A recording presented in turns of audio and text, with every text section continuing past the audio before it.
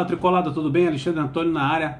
Mais um vídeo falando sobre o Fluminense em meio a esse turbilhão, essa bagunça generalizada que virou o Fluminense. Fofocada, disse-me-disse, usando o Facebook, Instagram. Em meio a isso tudo, o Fluminense chegou à 31ª rodada do Campeonato Brasileiro no Z4. Então o que nós vamos falar hoje? De jogo de futebol, de bola. Pela 31ª rodada, Fluminense pega o São Paulo lá no Morumbi, jogo fora de casa, é isso que interessa. E o Fluminense precisa desses 3 pontos, deixar de lado toda essa fofoca, toda essa treta, para falar de bola, porque esses 3 pontos são importantíssimos. O Fluminense é a prioridade, essa fofoca de política, essa politicagem toda fica em segundo plano quando a história é Fluminense, tá bom? Que também os nossos dirigentes entendam que a prioridade do clube é a sua torcida, é o futebol, é permanecer na primeira divisão. Então, antes de a gente entrar nesse pré-jogo aí de São Paulo e Fluminense, já vai deixando seu like, já vai curtindo, deixa o joinha lá, clica no sininho para receber novas notificações, se inscreva no canal. Estamos chegando a 1000 inscritos, 1000 inscritos. Muito obrigado a você, novo inscrito do canal, os que futuramente estão se juntando a nós. Muito obrigado. Tamo junto, tá? E comenta no final do vídeo pra gente poder interagir e conversar. Vamos lá, São Paulo.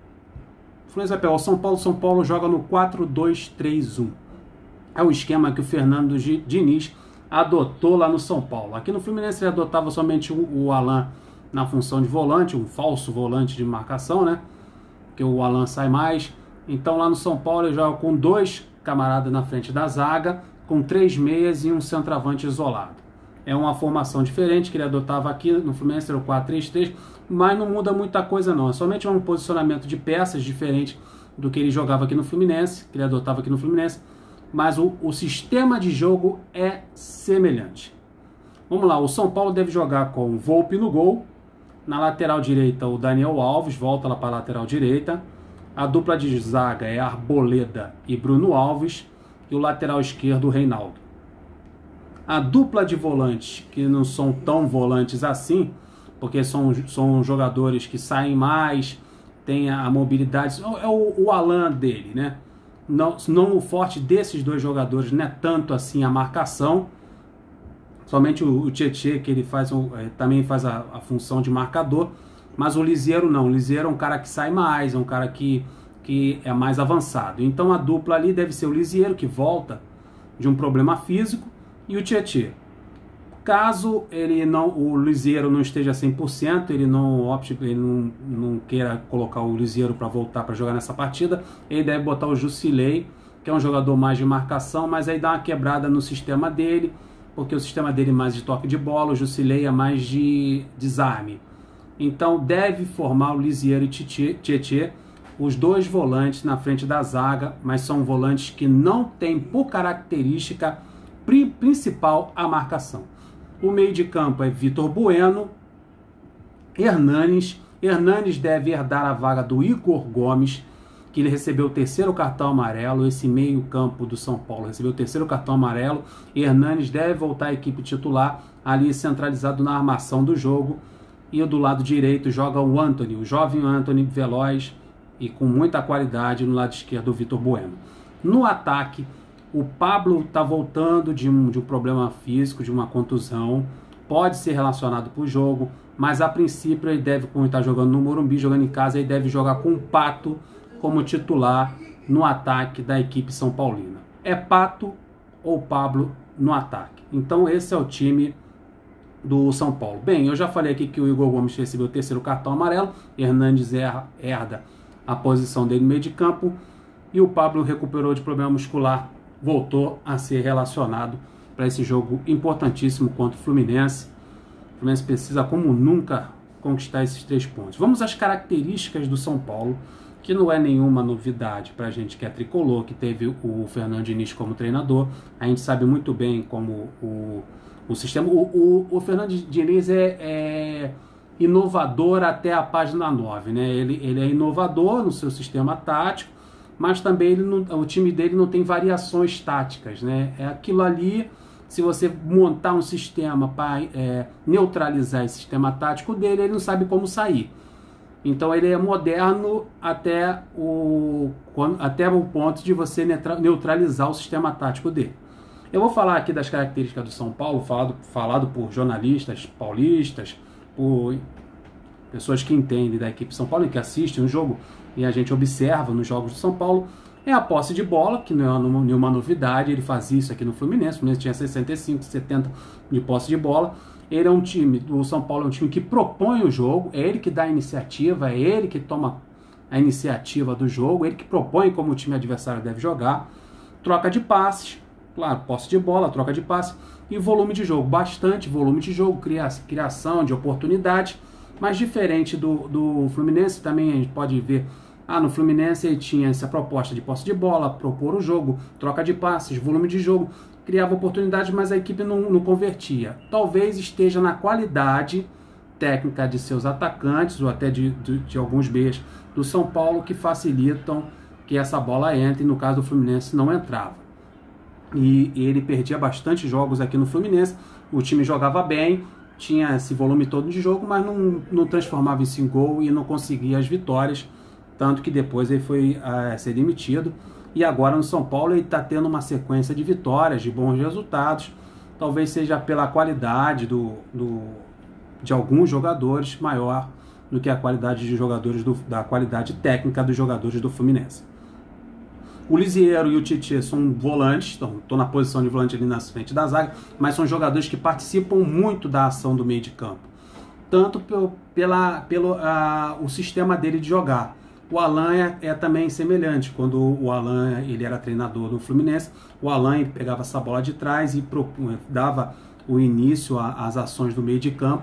A bola primeiro passava pelo Alan até chegar ao Ganso, ao Daniel.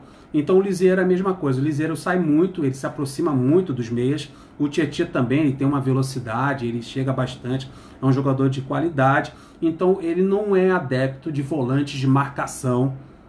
A galera tricolor sabe disso. Ele no jogo ficou esse tempo todo no Fluminense. Ele usou de um período curto o Ayrton e o Bruno Silva, mas depois ele largou de mão do Ayrton e Bruno Silva e só jogava com o Alan na proteção da zaga. Mas no São Paulo ele tem esses dois volantes de qualidade e o Jusilei é até pouco utilizado no esquema tático dele. Bem, eu peguei aqui a última derrota do São Paulo no comando do Fernando Diniz, foi na 26ª rodada. Estamos na 31ª. Ele perdeu na 26ª rodada para o Cruzeiro. Cruzeiro que está aí brigando com o Fluminense para ver quem entra aí na zona de rebaixamento. O Cruzeiro derrotou o time do Fernando Diniz, lá o São Paulo, por 1-0.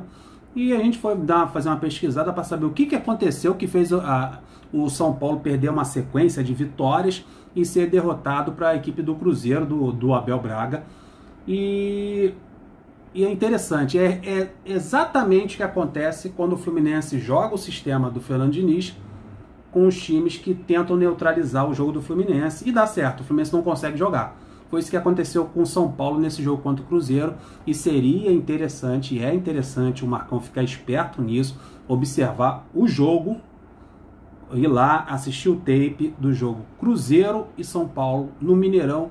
Cruzeiro 1-0 em cima do São Paulo. O que o treinador do Cruzeirense fez para neutralizar o jogo do São Paulo, que fez o São Paulo perder esse jogo?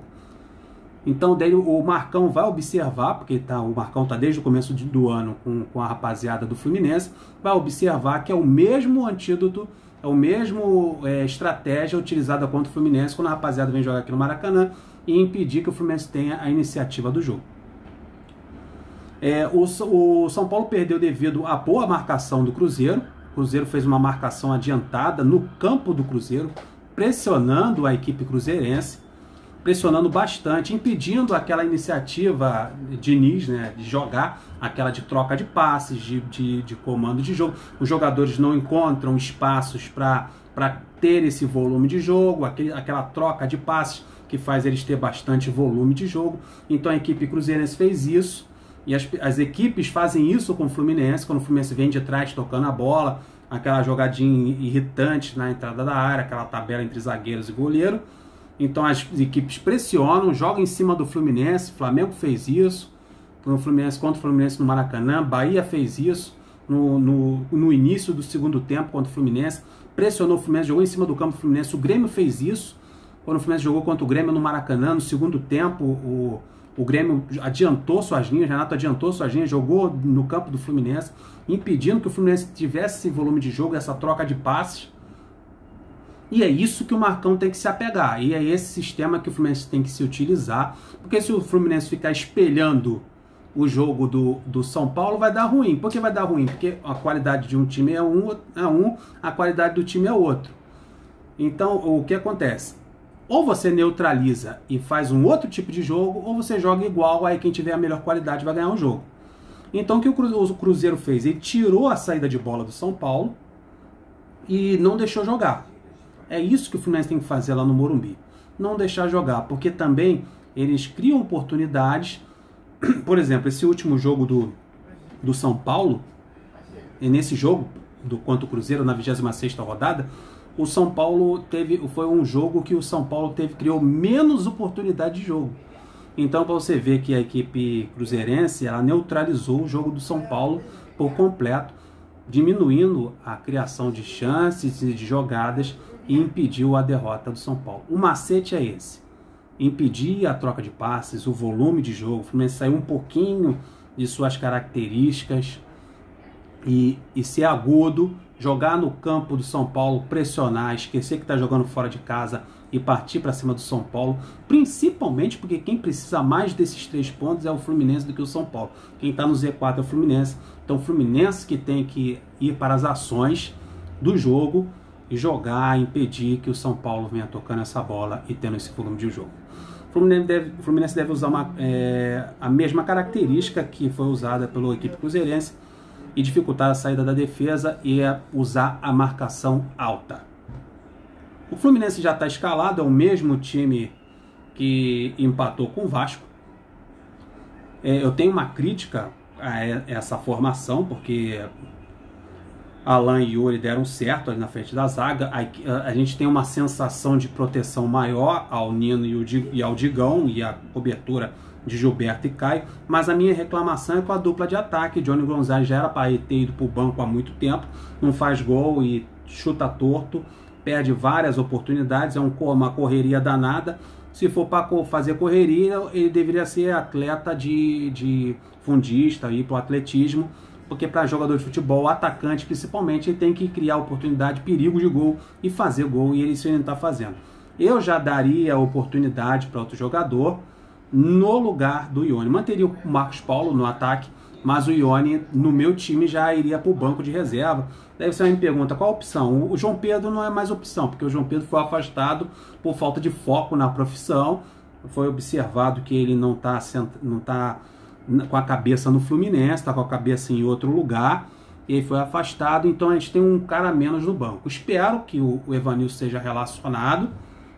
Se ele for, eu colocaria o Evanilson ou o Lucão, até faria uma dupla de ataque, Lucão e Marcos Paulo, ou Evanilson e Marcos Paulo, já com que, lamentavelmente, o João Pedro foi tirado da relação, não vai viajar para São Paulo e muito menos para o Sul.